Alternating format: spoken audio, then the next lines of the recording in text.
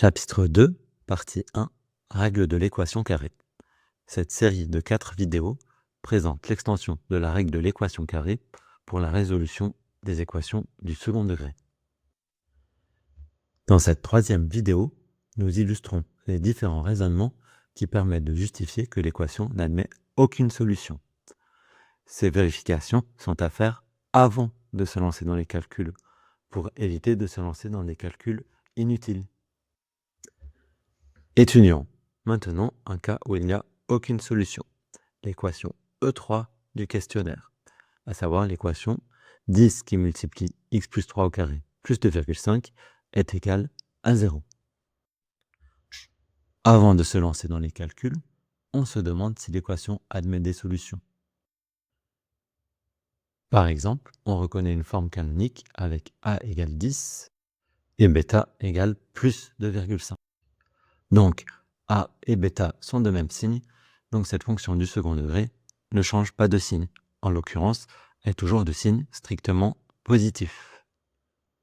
Symétriquement, si a et bêta étaient tous les deux de signe strictement négatif, le membre de gauche serait toujours de signe strictement négatif. Comme le membre de gauche est toujours de signe strictement positif, il n'est jamais égal à 0, et donc l'ensemble des solutions est l'ensemble vide.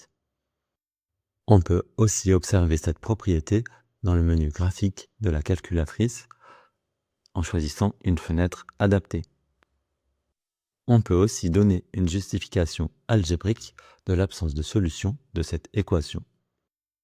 En effet, pour toute valeur de x, 10 qui multiplie x plus 3 au carré est de signe positif ou nul. Et plus 2,5 est de signe strictement positif. Donc la somme est toujours de signe strictement positif, donc différente de 0. Ici, le strictement est indispensable. Et donc l'équation n'admet pas de solution. On peut aussi rédiger cette justification algébrique avec des inégalités, en partant du carré.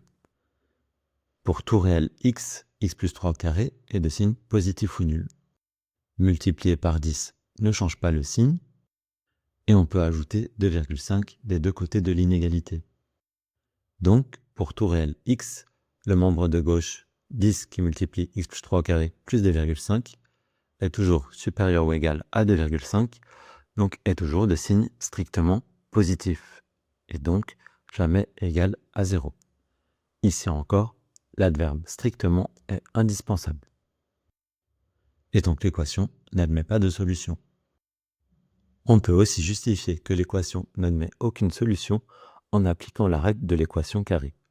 Pour cela, on fait quelques calculs pour se ramener à une équation carrée. On commence par soustraire 2,5 des deux côtés et on divise par 10 des deux côtés. Cela nous donne l'équation x plus 3 au carré est égal à moins 1 quart. On arrive à une équation de la forme 1 carré est égal à un nombre strictement négatif. Comme 1 carré ne peut jamais être de signe strictement négatif, on s'arrête là. Et on écrit qu'il n'y a pas de solution ou que l'ensemble des solutions est l'ensemble vide. Récapitulons. Pour vérifier que l'équation n'admet aucune solution, on peut utiliser les propriétés de la forme canonique, observer que le membre de gauche ne change pas de signe en traçant sa courbe sur la calculatrice. Attention, la courbe seule n'est pas une preuve. Il faut y ajouter les propriétés de la forme canonique. Utiliser un raisonnement algébrique. Il est alors indispensable de préciser que l'expression est toujours strictement de même signe. Plusieurs rédactions sont possibles pour cet argument algébrique. Enfin, on peut vouloir appliquer la règle de l'équation carrée. Pour cela, on se ramène à une équation de la forme 1 carré est égal à un nombre strictement négatif.